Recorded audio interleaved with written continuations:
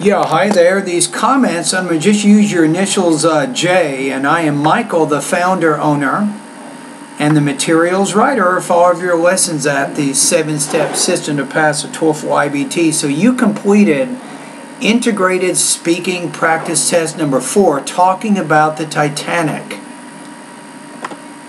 According to the narration about Titanic, this fact happened on April 14th, 1912, when the sea was calm and the water was cold.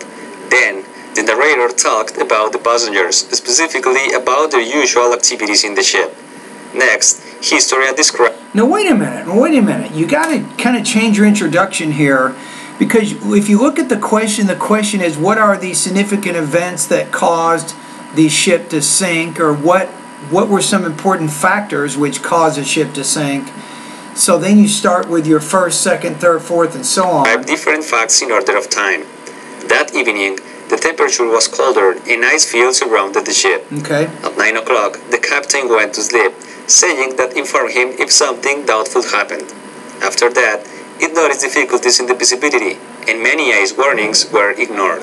That's good. That's an important fact. They ignored the ice warnings from California.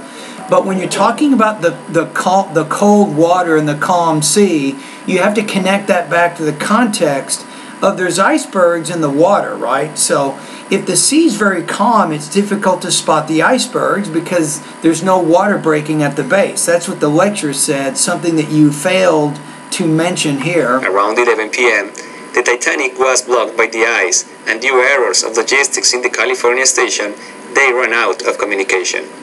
About 11:40, some of the mariners saw an iceberg in the darkness very near. Then, they warned to the others. The Titanic attempted to change the direction, but finally, the iceberg caused a breaking in the steel. Yeah, but so I don't think that you have really explained the most important ideas or factors which were important in causing this ship to sink, and you weren't able to connect these things together very well. So first of all, if you go back to the lecture, you have the calm sea. And of course the cold air and the cold water is a factor because there's icebergs in the water and it's difficult to spot the icebergs with no waves. That's important. You didn't mention this. Is the crew members who were in the lookout tower, they were looking for the icebergs. They had actually forgotten or misplaced their binoculars back in Southampton, so they didn't even have the binoculars to use to look for the icebergs. That's a major factor, something you didn't mention. Now you did say that they ignored the ice warnings. That is one idea that you did mention, and that was an important factor. The Titanic should have listened to the ice warnings from the ship called California. And probably if they had listened, they would not have hit the iceberg. Now, another factor you didn't mention is the ship was traveling at about 22.5 knots per hour, which is actually pretty fast for a ship.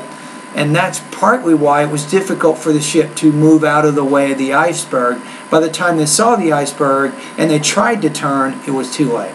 Of course, the ship hit the iceberg, bop, bop, bop, bop, bop, bop, bop, bop, and then it eventually sank. All right? 3,500 people were killed.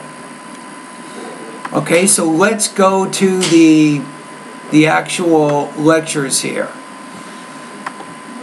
I'm going to say here you're having some problems with your delivery in terms of your pronunciation. I'd like you to work in 3 specific areas in the pronunciation part of my website, right?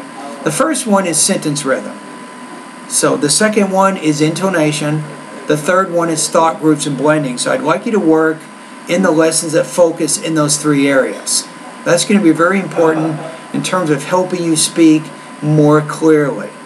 But that's not the biggest issue, let's be honest here. The biggest issue is your topic development. You did not have a complete response. You didn't completely explain the most important points of the lecture as it relates to why the ship sank. That is your biggest issue. So your score here, you're not going to be able to score very high, I'll be honest with you. So I'm going to put you at about 2.0 out of 4, 15 points out of 30 on this particular practice test. So what does this tell me as an English teacher or ESL teacher? So it's telling me that you heard the lecture, You understood parts of the lecture, but I'm not convinced that you understood all of the lecture because you weren't able to explain it to me, at least in this speaking audio file that you sent. So what do? I would recommend that you need more practice if you want to improve your listening comprehension of American English. You need to increase your exposure to the language in 3 areas. I'd recommend, first of all, start practicing at the website National Public Radio. The second website you can go to is called TED Talks. And then there's an ESL website where you can go to where you can actually practice your comprehension to see how much you remember. This one's called Randall Cyber Listening Lab. So those are the 3 websites I recommend for you right now. Now in terms of television, I recommend that you keep watching TV, focusing maybe on news, documentary history, and science programs. That's going to give you some really good listening practice. Also watching movies, that's a great way to also improve your listening comprehension abilities. Alright, so those are my recommendations right now. Now I already told you have a score of 2.0 out of 4, 15 points out of 30. You also know specifically what lessons, some of the lessons you can focus on in my course to improve at least your delivery. Now if you need more practice with listening comprehension, I do have in the listening section of my course, I have about 40 listening practice tests right now that you can start practicing. I want you to go into the syllabus now and let's check out your score. Remember that I gave you the score 2.0 out of 4. If you look into the syllabus on page 9, that's going to put you at 70% on this particular assignment.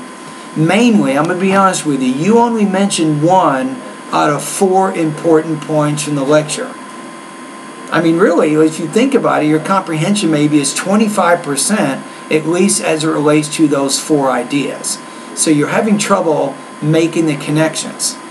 It happens with me in Spanish too. I mean, when I'm listening sometimes in Spanish, even when I was really, really good with the language, I could listen to a lecture, but it was sometimes hard for me to pick out all the important points. It was just difficult. And you're kind of having that similar problem. All right, anyway, thank you for completing the practice test.